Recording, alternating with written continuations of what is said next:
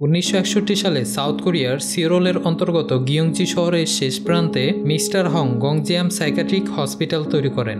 11,500 square metre জায়গা জুড়ে থাকা এই বিশাল হসপিটাল সেই সময় যথেষ্ট খ্যাতি অর্জন করেছিল। 1979 সালে হসপিটালের ডিরেক্টর এবং একজন সাইকো ডাক্তারের কিছু এক্সপেরিমেন্টের কারণে ওইখানে 42 জন রোগী মারা যায়, যা নিয়ে বিতর্কিত হলেও ওর প্রশাসনিক ক্ষমতার কারণে চাপা পড়ে যায়। এই ঘটনার পর মিস্টার হং দেশ ছেড়ে পালিয়ে গেলে অদ্ভুত কারণে ডিরেক্টর হসপিটালের একটা রুমে আত্মহত্যা করে, যার পর থেকে শুরু হয় অলৌকিক কাণ্ড। এর ভয়াবহতা সময়ের সাথে সাথে বেড়ে চলেছে। 1996 সালের জুলাই মাসে হসপিটাল খালি হয়ে যাওয়ার খবর পুরো সাউথ কোরিয়ায় ছড়িয়ে পড়ে। CNN ট্রাভেলের তরফ থেকে গংজিয়াম হসপিটালকে রিসার্চ করতে এলে 2012 সালে তারা গংজিয়াম হসপিটালকে পৃথিবীর 7ম হন্টেড জায়গা হিসেবে ঘোষিত করে। তবে এই চক্করে বিভিন্ন দেশ থেকে শুরু করে লোকাল মানুষরা ওই হসপিটালে লুকিয়ে প্রবেশ করে বেশ কিছু বিতর্কিত ছবি ক্যাপচার করে, যার কারণে কোরিয়ার সরকার গংজিয়াম হসপিটালকে প্রবেশ আইনগত নিষিদ্ধ করে দেয়। এই ঘটনার উপর কেন্দ্র করে 2018 সালে রিলিজ হয় মুভি গংজিয়াম হন্টেড এসাইলাম। কয়েক মাস আগে হসপিটালে ভৌতিক অভিজ্ঞতা প্রত্যক্ষভাবে উপলব্ধি করার জন্য দুজন বন্ধু লাইভ করতে ওখানে আসে। বলা হয় 4 তলায় 402 নাম্বার রুমে গংজিয়াম হসপিটালের ডিরেক্টর আত্মহত্যা করেছিল।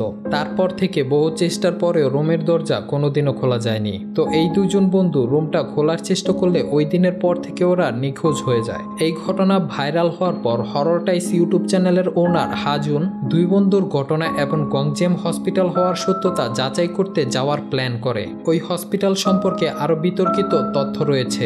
যুদ্ধকালীন সময়ে জাপানিজ সৈনিকদের একটা বড় অংশকে খুন করে ওইখানে পুঁতে দেওয়া হয়েছিল, যাতে পরবর্তীকালে ওদের বডি খুঁজে পাওয়া না যায়। তাই পুরো জায়গা জুড়ে বিশাল গংজিয়াম হসপিটাল নির্মাণ হয়। হাজুনের টিমে রয়েছে লি, পার্ক এবং জিহুন। তবে এবার 3 জন সাবস্ক্রাইবারকেও অ্যাড করেছে, জিমি, শার্লেট আর মিমি। তাদের সবাইকে প্ল্যান বুঝিয়ে গন্তব্যে রওনা দেয়। তাদের টার্গেট ছিল 1 মিলিয়ন ভিউজ, যেটার মাধ্যমে অ্যাড এজেন্সি থ্রু কয়েক হাজার ডলার ইনকাম করবে। লাইফে প্রতিটা জায়গায় এক্সক্লুসিভ ফুটেজ নেওয়ার জন্য ব্যবহার করা হবে একাধিক GoPro, sensor camera, POV, double sided camera, drone, night vision ও 360 ক্যামেরা সহ ইলেকট্রোম্যাগনেটিক সেন্সর। সবগুলো বাইরে থেকে কন্ট্রোল করবে হাজুন। ওরা হসপিটাল থেকে কিছুটা দূরে একটা ক্যাম্প বানিয়ে হাজুন সবকিছু সেট করে কন্ট্রোলিংয়ে বসে। বাকিরা ডিনার সেরে হাঁটা দেয়। যাত্রাপথে একটা বড় ডাইপার পরে থাকতে দেখে। ওরা মজা করে সেটাকে গাছে বেঁধে রাখে মার্কিং হিসেবে। এরপর সবাই প্রবেশ করে গংজিয়াম হসপিটালে। লাইভ শুরু হবার আগে লি, পার্ক প্রতিটা ফ্লোরে এবং ঘোস্ট স্পটে ক্যামেরা ও লাইট ফিট করে। ঘোস্ট স্পটে নজর রাখার কারণে বিশেষ জায়গাগুলোতে ফিট করে। এর আগে যতজন এসেছে তারা অদ্ভুত কিছু দেখেছে বা অভিজ্ঞতা হয়েছে বলে দাবি করে। তো সবকিছু সেট করার পর শুরু হলো YouTube live. Gonjiam haunted asylum hallway সহ বাকি রুমগুলো মৃত সাক্ষী হয়ে আজও পরিত্যক্ত অবস্থায় পড়ে রয়েছে। শার্লেট প্রথম ফ্লোরে আত্মাদের উত্তপ্ত করার জন্য একটা ছোট পাত্রে হলি ওয়াটার ঢেলে রাখে। এর আগেও 3 বার হন্টেড প্লেসে যাওয়ার অভিজ্ঞতা থাকলে মোটামুটি বেসিক নলেজ ওর আছে। পুরো টিম দ্বিতীয় ফ্লোরে সেন্সর ক্যামেরার বিষয়টা দর্শকদের বোঝানোর সময় আচমকা পিছনের দরজা বিকট শব্দে বন্ধ হয়ে যায়। তারা প্রথম হন্টের অভিজ্ঞতার সম্মুখীন হয়, তবে ভয় পেলে চলবে না, কারণ তারা তো মেন্টালি প্রস্তুত হয়ে তবেই না এখানে এসেছে। যে রুমে তাদের প্রথম অভিজ্ঞতা হলো সেটা ছিল ডিরেক্টরের। সেখানে মেন্টাল পেশেন্ট ও ডিরেক্টরের গ্রুপ ছবি ছিল।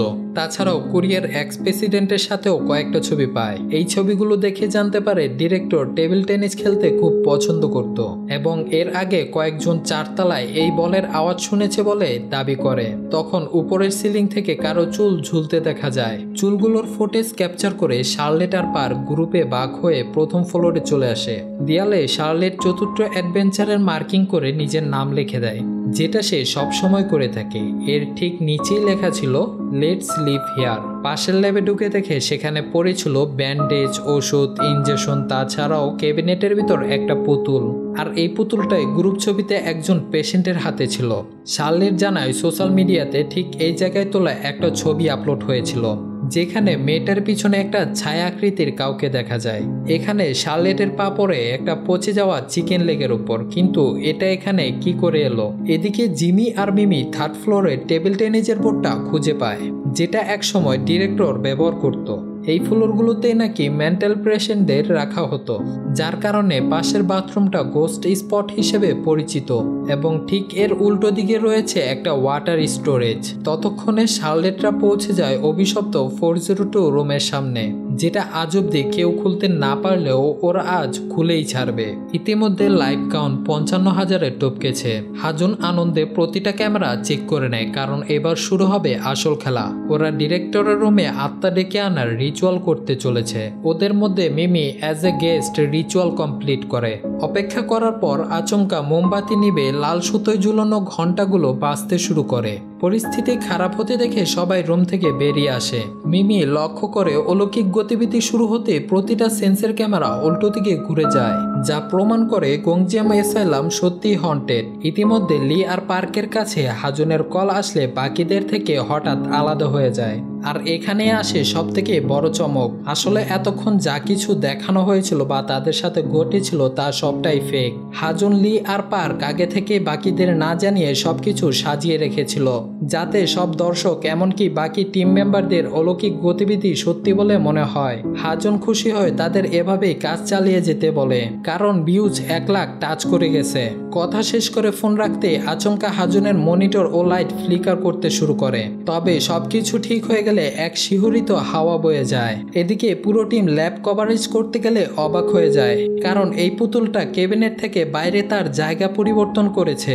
শার্লেট তো একদম শিওর যে পুতুলটা এখানে ছিল না, তাহলে তাদের ছাড়াও নিশ্চয়ই কেউ এখানে আছে। লি পুতুলটাকে ধরে ভিডিও করলে শার্লেট ভয়ে চেঁচিয়ে ওঠে, কারণ হন্টেড জায়গায় এরকম কোনো অভিশপ্ত জিনিস ধরা উচিত না। কিন্তু এরা কেউ জানেই না যে এটা লি আর পার্কের সাজানো ঘটনা। তাদের এই টিক্সের কারণে ভিউজ ঝড়ের গতিতে বেড়েই চলেছে। সেই সুযোগে এরা দুজন বাকিদের বোঝায় যে কিছুক্ষণ থেকে 402 রুমটাকে কভার করে সবাই বেরিয়ে যাবে। হাজুন সেই মতো মিমি আর জিমিকে 4 তলা গিয়ে ইনফ্রারেড ফ্ল্যাশ সিলিংয়ে ইনস্টল করতে বলে। এদিকে এরা কালেকটিভ কেয়ার রুমে প্রবেশ করলে দেখে দেয়ালের গায়ে সারি সারি সাজানো কাঠের বক্স। এখানে এক সময় রোগীদের ট্রিটমেন্টের নামে রাখা হতো, কিন্তু অদ্ভুত বিষয় যে ডাকনার গর্তগুলো যেখানে মুখ বরাবর হওয়া উচিত সেগুলো ছিল বুক বরাবর। লি কৌতূহলবশত গর্তে হাত ঢুকাতে ভেতর থেকে কেউ টেনে ধরে। সবাই এতে প্রচন্ড ভয় পেয়ে গেলেও লি কিন্তু মন থেকে খুব খুশি, কারণ প্র্যাঙ্ক কাজে দিয়েছে।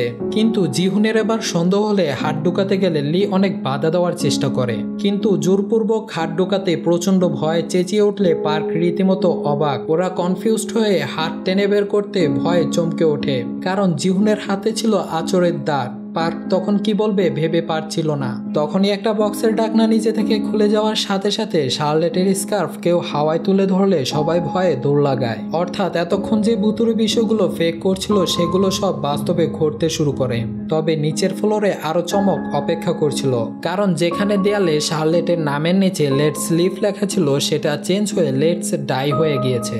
এই ঘটনার পর জিহুন আর শার্লেট লাইভের মাঝ থেকে হসপিটাল থেকে বেরিয়ে যায়। লি ততক্ষণে হাজুনকে কল করে পুরো ঘটনাটা জানালে হাজুন রেকর্ড চেক করে দেখে সত্যি দেয়ালে লেটস লিভ লেখা ছিল, কিন্তু ভিউজ এতক্ষণে 3 লাখ টপকে গিয়েছে। তাই তাদের মিথ্যা বলে যে এরকম কিছুই ছিল না, শার্লেট ভুল দেখেছে। আর জিহুন হয়তো ভয় পেয়ে হসপিটাল থেকে বেরোনোর জন্য ইচ্ছে করে নাটক করছে। তবে স্কার্ফ উড়ে যাওয়ার ব্যাপারটা নিয়ে ওদের মধ্যে ঝগড়া হয়। লি আর পার্ক হাজুনের কথা অনুযায়ী উপরের ফ্লোর আর 402 এর কভারেজ করতে রাজি হয়, কিন্তু এক্ষেত্রে সবার জন্য ভিডিওতে টাকার শেয়ার 20% বাড়াতে হবে। হাজুনের তখন কিছুই করার ছিল না, প্রস্তাবে রাজি হয়ে যায়। কিন্তু এখানে আসে আরো একটা টুইস্ট। হাজুন ভিডিওতে দেখে 402 রুমে ঢুকার আগে গ্রুপ শটে সবাইকে ক্যামেরার সামনে দাঁড়িয়ে থাকতে, কিন্তু এখানে প্রশ্ন হলো সবাই যদি ক্যামেরার সামনে দাঁড়িয়ে থাকে তাহলে ভিডিও কে করছে? আর তখনই ক্যাম্পের লাইট অফ হয়ে যায়, মনিটর আবার ফ্লিকার হচ্ছে, সাথে ঠান্ডা হাওয়া। জিহুন আর শার্লেট তখনও ছুটে চলছে। হসপিটাল থেকে ক্যাম্পে যাওয়ার রাস্তা যেন শেষ হচ্ছে না। তখনই ডাইপার লাগানো সেই গাছটা দেখে স্বস্তির নিঃশ্বাস ফেলে যাক ঠিক পথে এগোচ্ছি। এদিকে এরা সাপ্লাই রুম থেকে আওয়াজ শুনে ভিডিও করতে গেলে আলমারির পেছন থেকে হুইলচেয়ারটা কচকচ শব্দ করে বেরিয়ে আসতে রুমে থাকা প্রতিটা জিনিস সিলিং এ আটকে যায়। দুজন ভেবে দেখার সময়ও পেল না, একের পর এক ভারী জিনিসগুলো ওদের দিকে কোনো অদৃশ্য শক্তি ছুটতে শুরু করে। মাথায় সজোরে আঘাত লেগে লি জ্ঞান হারিয়ে ফেলে। তখনই পার্ককে কোনো অদৃশ্য শক্তি টেনে নিয়ে যেতে শুরু করে। কোনোরকম সে লিকে বাঁচাতে গেলে আচমকা দরজা বন্ধ হয়ে যাওয়ায় সে বাড়ি খেয়ে অজ্ঞান হয়ে যায়। দৃশ্য চলে আসে হাজুনের কাছে, কিন্তু এসব উপেক্ষা করে হাজুনের নজর লাইভে, কারণ ভিউজ 8 লাখ ছাড়িয়ে গেছে। অন্যদিকে জিহুনদের অবস্থাও ভালো না, কারণ ঘুরে ফিরে প্রতিবার গোলক ধাঁধার মতন সেই ডাইপার লাগানো গাছের সামনেই চলে আসে। হঠাৎ জিহুনের নাকে এলো সেই পরিচিত পচা চিকেন লেগের গন্ধ। শার্লেট দেখে জঙ্গলের মধ্যে ছড়িয়ে পড়ে রয়েছে ল্যাবের সেই ওষুধ এবং ইঞ্জেকশনগুলো। শার্লেট তখন দেখে জিহুন মাথা নিচু করে উল্টো দিকে ঘুরে দাঁড়িয়ে রয়েছে। শার্লেট ভয়ে কাঁপতে কাঁপতে ওর কাঁধে হাত রাখতে তাকে কেউ একজন শূন্যে তুলে ছুঁড়ে ফেলে দেয়। কোনো মতন উঠে দৌড় শুরু করলেই সামনে ক্যাম্প দেখতে পায়, কিন্তু ভিতরে ঢুকতেই শার্লেটের শরীর ঠান্ডা হয়ে যায়, কারণ দেখে সে হসপিটালের ভিতরে ফাঁকা হলে দাঁড়িয়ে অন্ধকারের এক কোণে জিহুন এক মনে বিড়বিড় করে কিছু বলে যাচ্ছে। তার পায়ের সামনে দেখে পড়ে আছে সেই পুতুলটা। শার্লেট ভয়ে টর্চের আলো সামনে ফেলতেই দেখে একটা উলঙ্গ ভূত, যার বুক থেকে পেট অবধি সেলাই করা। সে পুতুলটা লক্ষ্য করে ধীরে ধীরে এগিয়ে আসছে, কারণ এই লোকটা ডিরেক্টরের সাথে ওই গ্রুপ ছবিতে পুতুল হাতে নিয়ে বসেছিল। তখন তার মনে পড়ে এই সব কিছু থেকে অজানা জিমি আর মিমির কথা। ওরা নিজেদের মতো 402 এর দরজা খুলতে ব্যস্ত। পার্ক ওদের পালাতে জোর করলে হাজুন প্রচন্ড রেগে যায়, কারণ ভিউজ জাস্ট 1 মিলিয়ন থেকে একটু দূরে। হাজুন ওদের কল করে দরজা খুলতে জোর করলে পার্ক লাইভে বলে দেয় শুরু থেকে ওরা সবকিছুই ফেক করছিল, কিন্তু রিচুয়াল আর পুতুল ধরার পর থেকে যা হচ্ছে সবটাই রিয়েলিটি। আসলে গংজিয়াম সত্যি হন্টেড। তাদের বাকি সদস্যরা আদৌ বেঁচে আছে কিনা সন্দেহ। তবে লিকে খুঁজে যেমন করেই হোক হসপিটাল ছেড়ে পালাতে হবে। পরিস্থিতি তখন আউট অফ কন্ট্রোল হচ্ছে দেখে হাজুন পিওবি ক্যামেরা সেট করে ড্রোন সহ নিজেই বেরিয়ে পড়ে হসপিটালের উদ্দেশ্যে। ততক্ষণে পার্কদের দিকে অন্ধকার থেকে সজোরে একটা টেবিল টেনিস বল ওদের দিকে ছুড়ে দিতেই 402 এর দরজার লক ভিতর থেকে কেউ খোলার চেষ্টা করতে থাকে। তখন শুনতে পেল ভেতর থেকে শার্লেটের মর্মান্তিক চিৎকার। পার্ক ভয়ে পালানোর চেষ্টা করতেই আচমকা সিলিং এ লাগানো লাইটগুলো একে একে ফ্লাশ করতে শুরু হয়, কিন্তু যতদূর চোখ যাচ্ছে সামনে কেউ নেই ওরা 3 জন ছাড়া। তখনই 402 এর দরজা নিজে থেকেই খুলে যায়, আর আমরা দেখতে পাই হাজুন বাইরে থেকে হসপিটালের ভিতরে কি হচ্ছে ড্রোন দিয়ে দেখার চেষ্টা করলে ভয়ে স্তব্ধ হয়ে যায়। উপরে খোলা জানালার সামনে কেউ একজন শার্লেটের মাথা চিবিয়ে খাচ্ছে। অন্যদিকে 402 রুমের ভিতর অন্ধকার কাটলে দেখে ওরা পানির মধ্যে দাঁড়িয়ে। পুরো রুমে কোনো জানালা নেই, এমনকি যে দরজা দিয়ে ওরা ভিতরে ঢুকেছিল সেটা পর্যন্ত উধাও। হঠাৎ সবাই উপরে তাকালেই অবাক, কারণ সিলিং এর জায়গায় উপরে পানি ভাসছে। কিন্তু এটা কি করে সম্ভব? পার্ক ভয় কাঁপতে কাঁপতে দেখলো সবার মুখের পিছন দিয়ে একটা হাত তাদের ধরার চেষ্টা করছে। তখনই কারো উপস্থিতি অনুভব করতে পারলে নাইট মিশন ক্যামেরায় দেখে একটা মেয়েকে স্কুল ড্রেস পরে দাঁড়িয়ে থাকতে। অর্থাৎ এটাই সেই মেয়ে যে কয়েক মাস আগে গংজিয়াম অ্যাসাইলাম থেকে নিখোঁজ হয়েছিল। তখনই একটা হাড় কাঁপানো আওয়াজ শুনতে পায়। এর সাথে ক্যামেরা ফ্লিকার করতে শুরু করলেই দেখে সামনে দাঁড়িয়ে সেই 42 জন মৃত পেশেন্ট। আর তখনই প্রত্যেকের মৃত্যুর সাথে গংজিয়াম হসপিটাল ধীরে ধীরে জীবন্ত হয়ে ওঠে। ভিউজের লালসায় হাজুন হসপিটালে প্রবেশ করতেই ভিতরে দেখে পরিবেশ ঠান্ডা হয়ে আছে। মিশকালো অন্ধকার সময়ের সাথে সবকিছু গ্রাস করেছে। হাজুন নাইট ভিশন ক্যামেরা অন করতেই মনে হলো পিঠে কারো স্পর্শ। ভয় কাঁপতে কাঁপতে ক্যামেরা যতই ঘোরায় কাদের কাছে নিঃশ্বাস তত জোরালো হচ্ছে। আর তখনই গঞ্জিয়ামের রহস্যময় ডিরেক্টরের আত্মা হাজুনকে উপর থেকে ফেলে দেয়। আমরা দেখি লিয়ের জ্ঞান ফিরে আসে, তাকে কেউ হুইল চেয়ারে বেঁধে রেখেছে। আর তখনই এক অদৃশ্য শক্তি ঠেলে নিয়ে যাওয়ার সময় দেখতে পায় বন্ধ দরজার ওপার মানসিক রোগীরা তার দিকে অপলোপ দৃষ্টিতে তাকিয়ে আছে। আর চিৎকার করার সাথে সাথে হুইল চেয়ার সোজা গিয়ে ঢুকলো 402-তে। ভিউজ এখন 1 মিলিয়ন থেকে নেমে দাঁড়িয়েছে 502। লাইভের কভার ফটোতে বসে থাকা সেই মেয়েটা আচমকা উঠে উধাও হয়ে যায়। অর্থাৎ শুরু থেকে ডিরেক্টর তাদের সবাইকে নজরে রেখেছিল। ভয়ঙ্কর রাতের পর হসপিটাল এখন শান্ত। শিহরণ জাগানো বাতাস বিনা দ্বিধায় এখন করিডোরে বয়ে চলেছে। তখন পাত্রে রাখা ফুটন্ত হোলি ওয়াটারই যেন মনে করিয়ে দেয় তারা সেখানেই আছে। আর এরই সাথে মুভিটি শেষ হয়ে যায়। তো আপনাদের কাছে কেমন লেগেছে অবশ্যই কমেন্ট করে বা একটা লাইক দিয়ে আমাদের জানিয়ে দিতে পারেন। আপনাদের লাইক এবং কমেন্টের আশায় থাকবো। আজকের মতন এই পর্যন্তই। পরবর্তী গল্পের জন্য অপেক্ষা করবেন। খুব তাড়াতাড়ি আবার নতুন কোনো গল্প নিয়ে চলে আসবো।